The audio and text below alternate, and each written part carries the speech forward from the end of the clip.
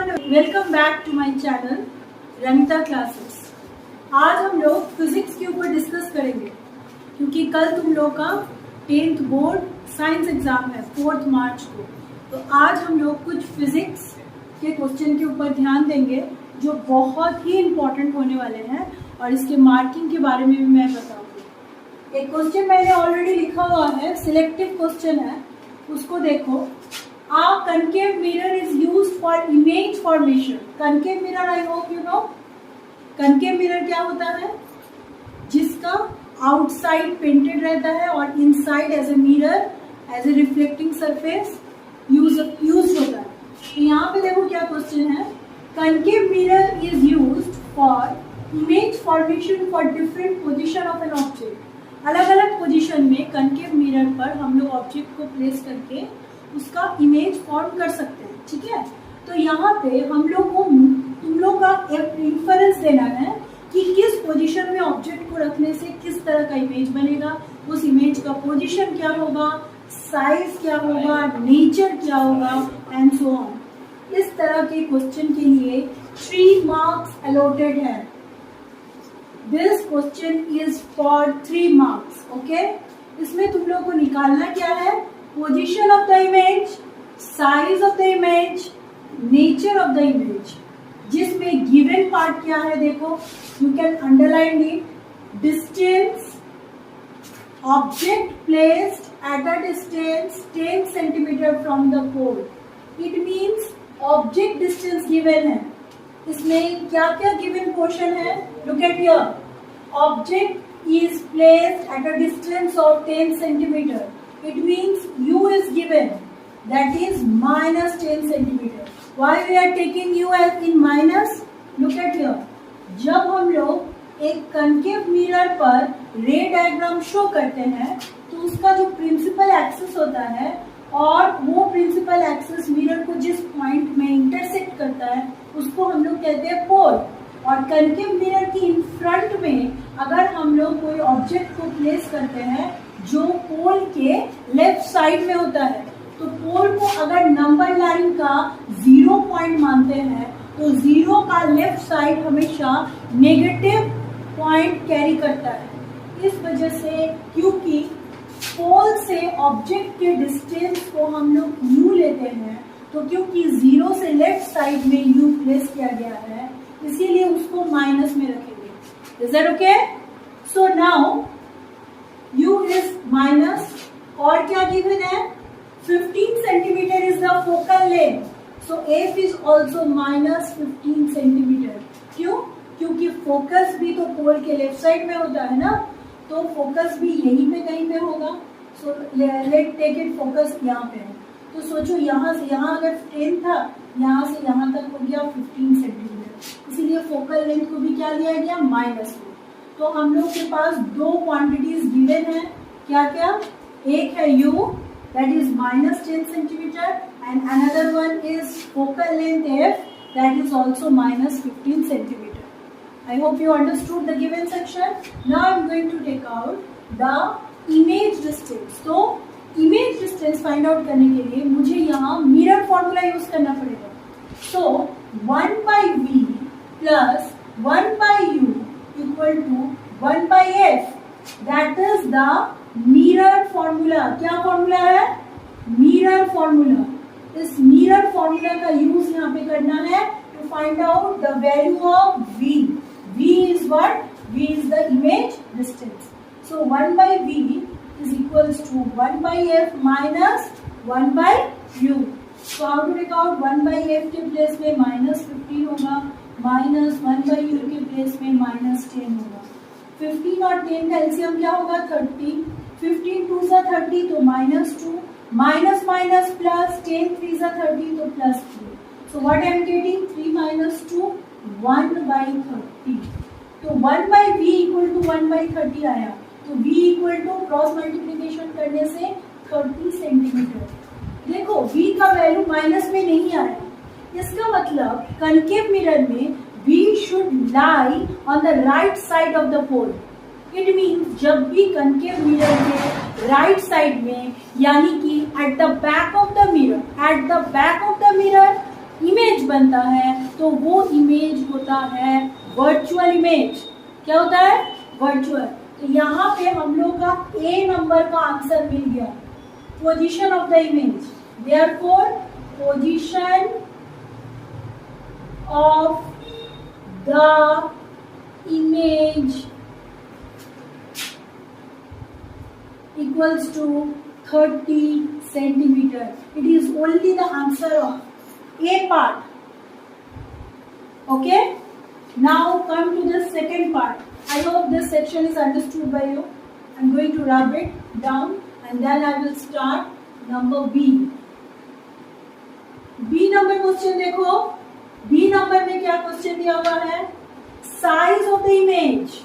Size of the image माने magnification you have to take it out. Magnification का value क्या होता है देखो, HI माने height of the image divided by HO माने height of the object. Magnification का और एक फॉर्मूला भी है -B/U. So magnification को हम लोग दो फॉर्मूला से फाइंड आउट कर सकते हैं. The first one is HI/HO and the second one is -B/U. लेकिन HI/HO से हम लोग को कोई भी क्वांटिटी गिवन नहीं है, तो हम लोग इसका हेल्प नहीं ले सकते. हम लोग को V और U का हेल्प लेना है. तो therefore magnification equal to V का वैल्यू अभी कितना आया था 30 और U का वैल्यू ऑलरेडी यहाँ पे दिया हुआ है -10. तो minus and minus will be cancel, 10 3 जा. तो मैग्निफिकेशन कितना आ गया 3. इसको इक्वल लिख सकते हो HI/HO.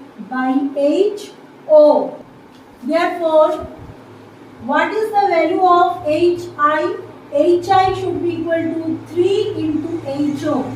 Therefore, size of the image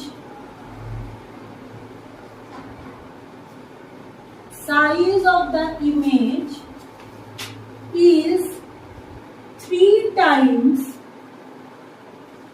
of the size of the object. Okay? B number answer क्या आया कि size of the image is 3 times of the size of the object. Now C number में क्या पूछा है? Look at here, nature of the image. Nature किसके ऊपर depend करता है? नेचर डिपेंड करता है पोजीशन ऑफ द इमेज और साइज ऑफ द इमेज के ऊपर. पोजीशन ऑफ द इमेज के हिसाब से हम लोग को क्या मिला कि इमेज ऑब्जेक्ट से काफी बड़ा है और at the back of the mirror. क्यों? क्योंकि at the back of the mirror enlarged और वर्चुअल इमेज फाइंड होता है. तो डायरेक्टली क्या लिखोगे? Nature of the image, nature of the image equal to virtual and magnified. Magnified का मतलब है बहुत बड़ा, क्योंकि साइज ऑब्जेक्ट के साइज से 3 टाइम्स बड़ा है इसीलिए मैग्नीफाइड, और क्योंकि at the back of the mirror image बन रहा है इसीलिए वर्चुअल. हो गया? इतना तक हो गया A, B और C का आंसर. लेकिन इतना सेक्शन के लिए तुम लोगों को सिर्फ और सिर्फ 1.5 मार्क्स मिलेगा, क्योंकि टोटल क्वेश्चन का मार्किंग है 3 मार्क्स को 2 पार्ट में डिवाइड किया गया है, 1.5. यहाँ जो मैंने A, B और C का आंसर दिखाया इसके लिए तुम लोग को सिर्फ 1.5 मार्क्स मिलेगा. बाकी के 1.5 मार्क्स के लिए नेक्स्ट क्वेश्चन अटेंड करना पड़ेगा, जो क्या है? Draw a label ray diagram to justify your influence. तो अभी रे डायग्राम ड्रॉ करके दिखाना होगा. वो रे डायग्राम क्या है मैं बता रही हूँ. रे डायग्राम के लिए तुम लोग सिंपली कुछ भी कंपास या फिर कुछ भी एक्सेसरीज यूज नहीं करना है.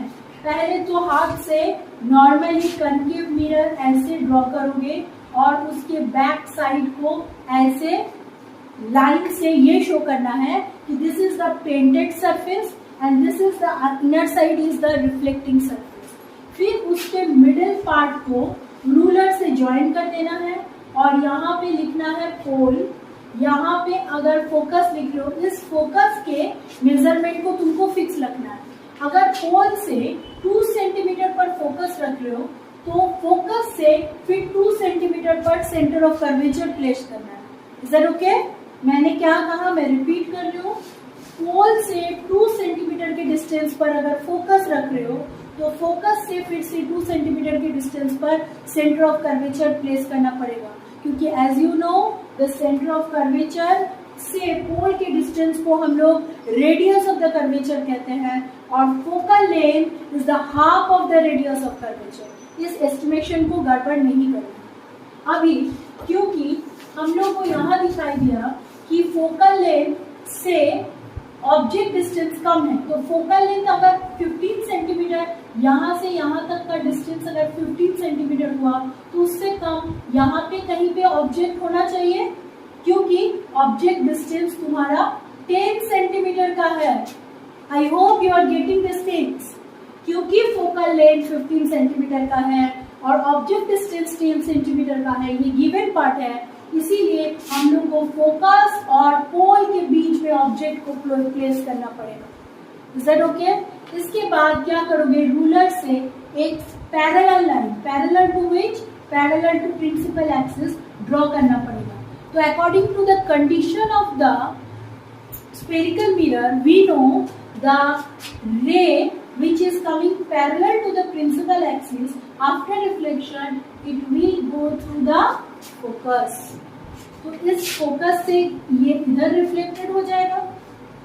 दूसरा रे हम लोग लेंगे जो सेंटर ऑफ कर्वेचर से आके इंसिडेंट होगा, वो सेंटर ऑफ कर्वेचर से ही वापस जाएगा। ये कंडीशन भी तुम लोग पढ़ेगा। इस तरह के दोनों रे को अगर हम लोग एट द बैक उसको मिलाए तो ये यहाँ पे कहीं पे ज्वाइन करेगा और यहाँ पे बनेगा तुम लोग का इमेज। ये इमेज है।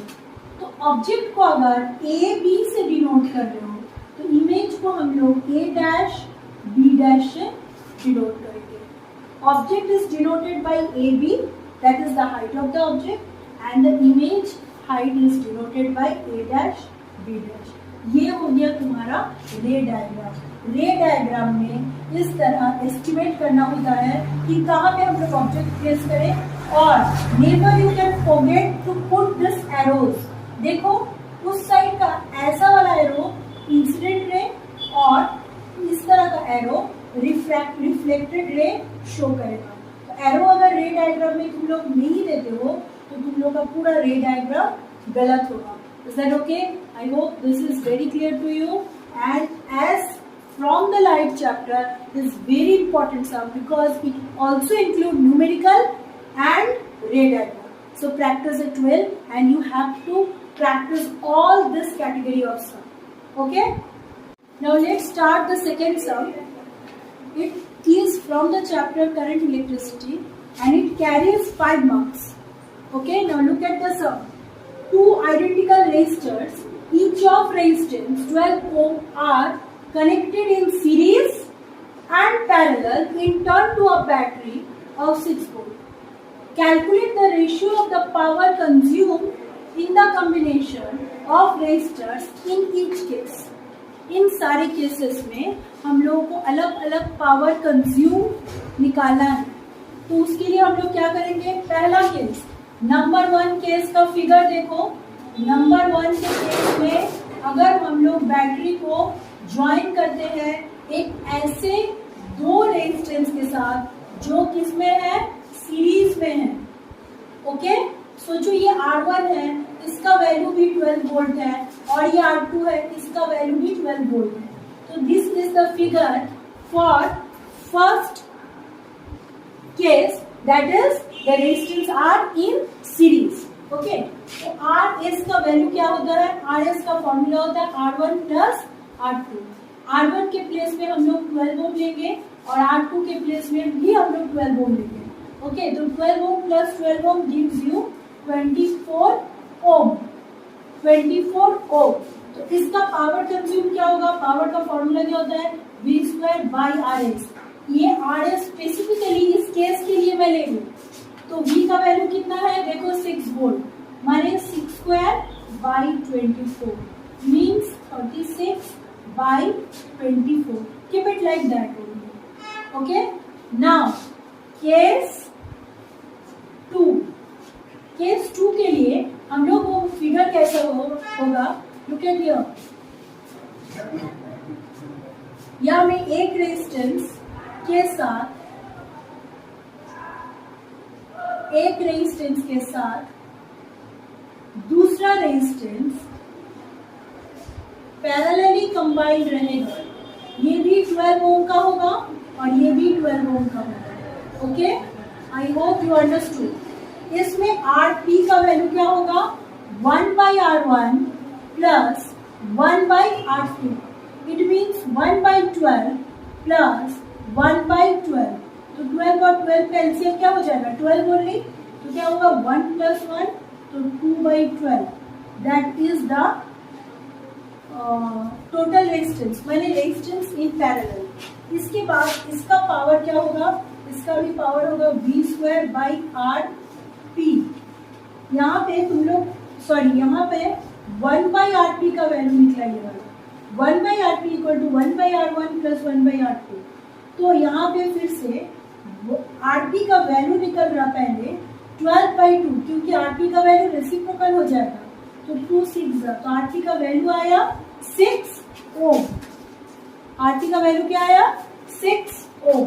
इसके बाद इसका पावर कंज्यूम निकालेंगे V²/RT। V² का वैल्यू होगा 6/6 तो 36/6।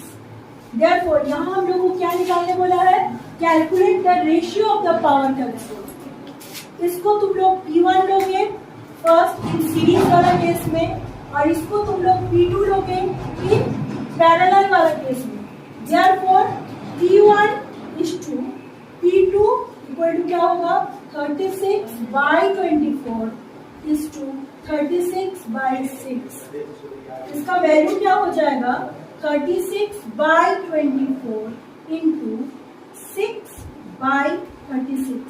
36 कैंसिल हो जाएगा, 6 1 = 6, 6 4 = 24। तो 1/24। तो रेशियो क्या हो जा रहा, 4। तो 1:4, and that is your required answer. And this sum is very important, and as it is carrying 5 marks, so please practice it. I hope this type of sum can come in this time. Okay, so I have shown you 2 different sums from 2 different chapters. First one from light and the second one from current electricity. I hope these sums are useful to you for your preparation, and all the best for tomorrow's exam. Thank you for watching my video.